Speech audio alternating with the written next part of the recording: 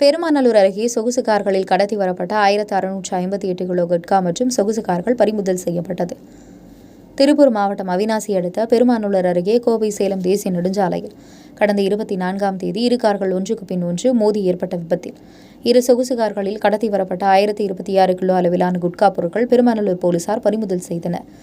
விபத்து நடைபெற்ற இடத்திற்கு போலீசார் வருவதற்கு முன்னரே குற்றவாளிகள் தப்பி ஓடினர். விபத்துக்கு உள்ளான காரின் பதிவெண் வடமாநிலத்தை சேர்ந்தது என்பதால் போலீசார் தீவிர வாகன தணிக்கை மேற்கொண்டனர்.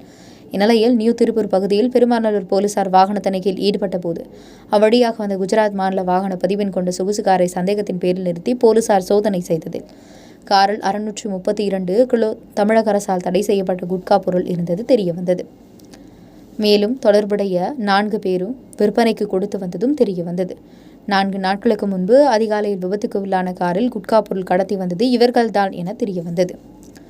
அவர்களை போலீசார் கைது செய்து விசாரணை நடத்தி வருகின்றனர்.